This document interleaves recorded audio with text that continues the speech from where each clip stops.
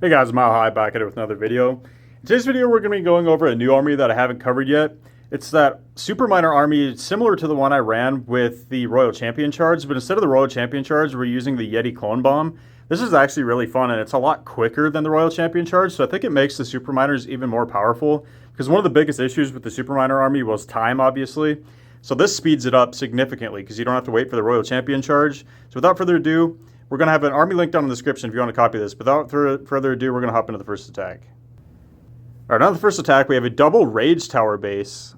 Kind of an interesting base, a boxy base. We got a Rage compartment up here. That's a nasty Rage compartment up there. And then the other one covering some of the same defenses as well as the Town Hall. So we're just going to YETI Clone Bomb. All you want to do with this is just break the ring of defenses. You definitely don't have to target the Town Hall with this one. A lot of the YETI Clone Bombs, I like to go for the Town Hall. But on this one, you definitely don't need to. All you're trying to do, basically, is just set up pathing for your super miners. The one downside of this is, obviously, it doesn't take out trash buildings like the Electro Boots from the Royal Champion would. So it can make your pathing a little bit weird, but honestly, I haven't had too many issues with it. So all you want to do is, once you're done with that, use your Queen with her Giant Arrow and a Siege Barracks on the opposite side to set that side of the funnel. Just like you would with a Root Rider attack, you're basically just setting it up the same way. Breaking the ring of defenses, just setting up pathing in a U-shape around the rest of the base. Spam all your miners in. The balloons are just a test for traps to protect your healers. I like using the Minion Prince with this because I like using his Dark Orb ability to slow down defenses. It just seems to work better than the King, because obviously these miners don't need to break through walls because they just go under them, so you don't really need the King with their Earthquake Boots and Spiky Ball, in my opinion. But you can definitely run the King. I mean, it still works, and if you want to use the King, I would just send it with your Siege Barracks and your Queen, just to trim the outside defenses faster. Look at this. Our Queen with the Siege Barracks trimming everything around the outside. All of our miners are staying to the inside because of it. And we broke that ring of defenses initially. So we have perfect pathing around the base now. This base is crushed. I mean, we still have our Royal Champion, basically full health. Still has her ability. I am using the Hog Puppet, which I think is probably the best with this. But you can use the Rocket Spear if you want to, especially if you're not going to target the Town Hall. If you want to use the Rocket Spear when they're pathing around the outside to just snipe out that Town Hall as you round the edges, that works really well too, and I've done that a lot of times. It's definitely a viable option. So that was a really crushing 3-star. I'm going to hop into another attack. Right on to the second attack, we have a double Poison Tower base this time. And I'm just going to use the YETI Bomb from up here to try to break this ring of defenses and set up pathing in that U-shape around the base just like last time. That Tesla does pop, which almost messes us up, but we're alright. We do get the Yeti Mites cloned. And once they get in here close to the Town Hall, I'm going to rage them up. I mean, if you can get the Town Hall, obviously it's not a bad thing to do. So this time I'm actually going to clone all the way into the Town Hall and see if I can take it out. It might not go down, but it's hard to say. But if we can get that out, that really sets up our U-shaped pathing around the base really perfectly. Unfortunately, it doesn't go down even with the Queen's Giant Arrow. I tried to snipe it out at the last second, but it's not going to matter. It just won't be as overkill as it was last time. And I do drop one miner off to the side here to take out that storage, which is really nice. The bomb will detonate. So I like to just use one super miner to funnel that side. But if you want to drop a super miner and bring like a Yeti or some Valkyries or something like that to funnel too, that's perfectly fine as well. But here's where the Royal Champion's Rocket Spear would be really nice. I could pop her ability right now and she could snipe that Town Hall without having to have anything path to it. But luckily our balloons under that Rage Vial are probably going to take out this Town Hall, which they do. That's actually really clutch. I had test balloons for the healers make it all the way into the Town Hall and get out the Town Hall, which is actually really clutch. Our Hogs and our Valkyries pop out of our Siege Barracks. And now our Valkyries with our Wizards, our Queen, everything cleaning down at the bottom. Trying to get out ahead of the miners, but they unfortunately don't. They kind of fall behind a little bit, but it's not going to matter too much. There's not a whole lot of base left, but unfortunately we are facing right into that Fire Spitter now, which is going to be really heavy damage. I probably shouldn't have even went for the Town Hall. I probably should have dropped the other clone instead of going into the Town Hall. I should have dropped it over in that compartment and seen if I could have taken out that Inferno as well as that Fire Spitter. But hindsight is 20/20 because I didn't get the Town Hall anyway, but I thought I could get the Town Hall. So looking back, yeah, I probably wouldn't have went for the Town Hall. I probably would have just tried to take out that other compartment over there. I don't know if I could have got it anyway, but it would have been a lot better value. So I'm just going to 2 times through this because it's easily crushed. The miners keep going underground. So your healers keep them healed up. It doesn't look that overkill, but it actually is because your miners are just burrowing underground all the time. So a lot of times you think your attack is fizzled out because you don't see your super miners because they're underground, but then they pop up and they end up just shredding through the base. So I'm going to hop into another replay. All right, on to attack number 3. We have a Rage Core with also an Invisibility Tower. I'm going to try to make it into the town hall here just because this is kind of a weird base. A lot of dead zones, a lot of areas where it's kind of hard to path.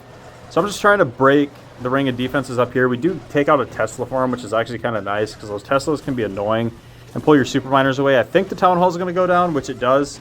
Unfortunately, we don't trigger the invis tower, but we do take out... Oh, I actually do with the Queen's Giant Arrow. Duh. That's the whole point of having the Giant Arrow. It's basically just for those to trigger the invis tower so you don't have to deal with them. Now we just spam everything else in. Got a nice little funnel set up here. Unfortunately, there's like no base or no buildings left inside that first layer of walls. So everything's kind of going to the outside, but that's okay because we took out the town hall this time. So going around the outside is perfectly fine. We just need to make sure we get something to path into the double fire spitter ricochet cannon compartment over there. But it should be no problem. We use our dark orb from our minion prints. I honestly should have waited a second, but we are fighting the triple ice golems in the worst spot, right up against that raged compartment up there, which has a lot of incoming damage. Unfortunately, our Valkyries too go inside the wall and just start beating on the wall, and they're all going to die, which I'm not sure why they pathed there. The whole point of them is to go around the outside, but again, we didn't really have any buildings to pull our super miners into the core, so our super miners kind of wandered and cleared everything on the outside, but now we have them in the core. Our Valkyries actually make it in, and instead of taking out the Inferno, they go beat on a wall because the enemy Queen's standing behind it. That is so annoying. I hate that. Look at this monolith. So weak, doesn't go down. So this isn't going to be a crushing 3-star, but we're going to get it nonetheless. We did snipe out this army camp up here with an archer to get that giant, which is really nice on the backside of this base. It should be able to tank everything as we round around the backside. We still have a super miner alive right here. We have the Kane from the enemy army camp as well. We have another super miner here. It's about to die, but its bomb will blow up and basically kill all that stuff there. Our Queen's beating on a wall. We still have some healers up. I mean, it didn't look that crushed, but it really wasn't in question. It was a pretty comfortable 3-star nonetheless. We're just going to 2 times through this cleanup because our Queen's beating on a wall. We do have a super miner alive there, which is going to wreck the enemy disarmer, which is kind of nice. They do so much damage against enemy heroes and disarmers, stuff like that, once their damage ramps up. It's kind of like an Inferno tower. So I have one more replay I'm going to show you guys, and I'll catch you guys there. All right, into the final replay. What do we have here for spell towers? Double rage compartments at the bottom. I did kind of mess up my first clone. I thought it was going to go left to the archer tower, but they end up going to the air defense. But it's not going to matter. They're still going to clone up and jump over the wall, so it's not that big of a deal. Town Hall is pretty easy to snipe on this one, so we're going to get it. And we should be able to get that monolith as well, which sets up pretty nice pathing. We're going to get that Tesla. Unfortunately, that wizard tower is going to stay standing. And now looking back on it, I should have dropped 2 balloons on that wizard tower to take out that wizard tower. And then I could have sniped out that Kane with an archer for free. But I just ended up using a super miner up there anyway. So now our super miner and our Kane will take out the enemy yeeter up there. We use our siege barracks and our Queen down at the bottom. We're going to let them take out a couple buildings here first before I use the super miners. So they go in and target the Teslas, which worked out perfectly. We get them to move in there. Our Kane up there should wreck the enemy yeeter. And we also have our 1 super miner up there. Hopefully it should clear a lot of the trash up at the top. Hit an early warden ability because we're using the healing tome instead of an eternal tome. So you want to maximize the full, I think it's like 25 seconds of the healing tome. So that's why I like to pop it early. Keep all your troops healthy through this initial push, and there's a lot of damage here. It's really nice we had the warden ability with the healing tome right there, and we also paired it with the Minion Prince's dark orb. So we didn't take all that much damage, even though this was a nasty rage compartment down here with tons of big defenses. We still do have another rage tower, and we're going into another fire spitter over here, so it's going to be a lot of incoming damage. But look at this, our Kane up here, putting in work. He cleared out that whole side by himself, which is really nice. That's why I like to bring an archer to just snipe out an army camp like that if it's unprotected. Really nice. Of course, that time we were unable to because it was covered by the wizard tower, but we did just use a super miner. And then you have that to cover the backside. I should have had something here to snipe out that giant over here because we're not even going to be able to make use of it because it's probably going to be one of the last buildings we actually target.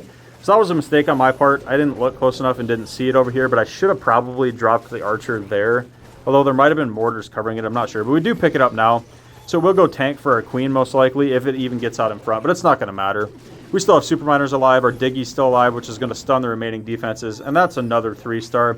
It wasn't as crushing again, but I have no issues with power on this attack. It just seems like it's not that overkill, but really it is. Because like I said, with your super miners, most of the time you just don't see them. And a lot of times they fizzle out towards the end. But when they die, that giant bomb gets so much value. It does a lot of work. So this is a really fun attack. I wouldn't say it's meta by any means. It's not as good as Root Riders, but it is still a very viable attack. And you can also run this with the Royal Champion charge, which honestly might be better just for the fact that the Electro Boots takes out trash buildings in the core too. So you don't leave up like, storages and stuff like that your super miners will path to in the middle. So either way, it's definitely viable. Let me know in the comments which one you guys prefer and how this works out for you guys. Drop a like if you guys enjoyed this video, and I'll catch you guys next time.